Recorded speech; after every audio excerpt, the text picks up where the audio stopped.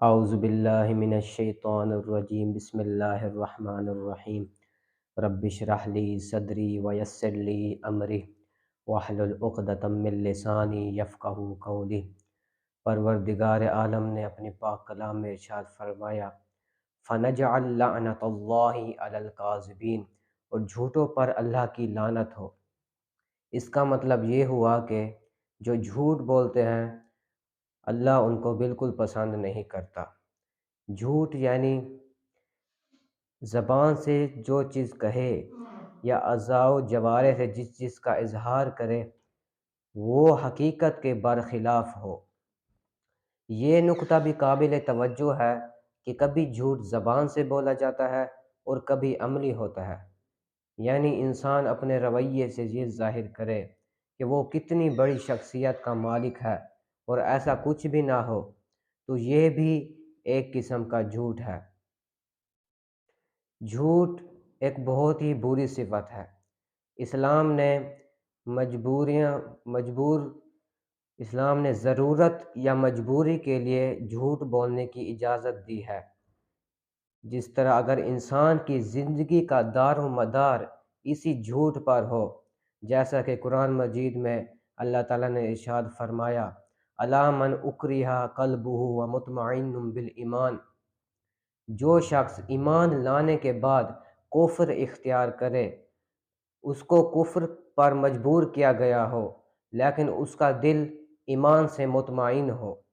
اور یہ آیہ کریمہ اس وقت نازل ہوئی جب پیغمبر اکرم صلی اللہ علیہ وآلہ وسلم کے جلیل القدر صحابی حضرت عمار یاسر کو کفار قریش نے سخت سزائیں دی، تو آپ نے مجبوری میں آ کر اپنی زبان سے کلمہ کفر جاری کیا، کیونکہ مجبوریاں حرام چیزوں کو حلال کر دیتی ہیں، جیسا کہ امام جعفر صادق علیہ السلام نے فرمایا پروردگار عالم کی کوئی بھی حرام چیز ایسی نہیں ہے جس کو اللہ تعالیٰ نے مجبور شخص کے لیے حلال نہ کیا ہو۔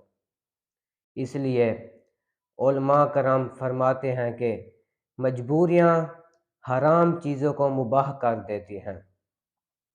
دوسرا یہ کہ ہنسی مذاق کے لیے جھوٹ بولنا۔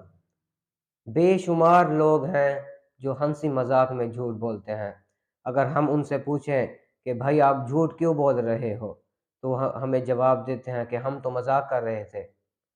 تو ایسے افراد کو چاہیے کہ ہنسی مذاق میں جھوٹ کی برائی پر کوئی اثر نہیں پڑتا، اس لیے پیغمبر اکرم صلی اللہ علیہ وآلہ وسلم نے فرمایا جھوٹ نہ ہی سنجیدگی میں بہتر ہے اور نہ ہی ہنسی مذاق میں۔ اس طرح ایک شخص امام پیغمبر اکرم صلی اللہ علیہ وآلہ وسلم کی خدمت میں حاضر ہوا اور عرض کی یا رسول اللہ، میں نماز تو پڑھتا ہوں لیکن بہت سارے گناہ بھی کرتا ہوں۔ تو وہ شخص کہتا ہے میں بہت سارے گناہ بھی کرتا ہوں، میں ان گناہوں میں سے کوئی ایک گناہ چھوڑ سکتا ہوں، آپ مجھے بتائیں کہ میں کون سا گناہ چھوڑوں؟ تو اس شخص نے کہا، تو پیغمبر اکرم نے کہا تم جھوٹ بولنا چھوڑ دو۔ اب اس شخص نے وعدہ کیا کہ آئندہ کبھی بھی جھوٹ نہیں بولے گا۔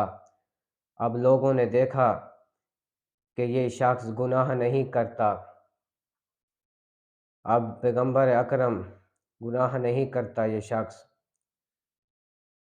جب بھی وہ شخص کسی گناہ کرنے کا ارادہ کرتا تو اس کے ذہن میں یہی خیال آتا کہ اگر میں یہ گناہ کروں گا تو پیغمبر اکرم نے یہ دریافت کر لیا، کیونکہ اس نے تو گناہ نہ کرنے کا وعدہ کیا تھا، اب تو اس کو سچ بولنا پڑے گا، کیونکہ جھوٹ تمام برائیوں کی جڑ ہے۔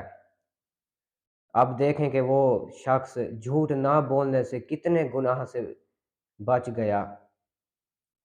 اس لیے امام جعفر صادق علیہ السلام سے روایت ہے کہ پیغمبر اکرم صلی اللہ علیہ وآلہ وسلم کے پاس ایک شخص آیا اور کہا یا رسول اللہ، آپ مجھے ایک ایسی چیز کی تعلیم دیں جو میرے لیے دنیا و آخرت میں اہم اور طولانی بھی نہ ہو۔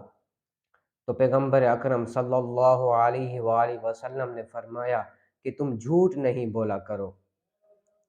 آئیے ہم یہ عہد وعدہ کرتے ہیں کہ ہم آئندہ کبھی بھی جھوٹ نہیں بولیں گے۔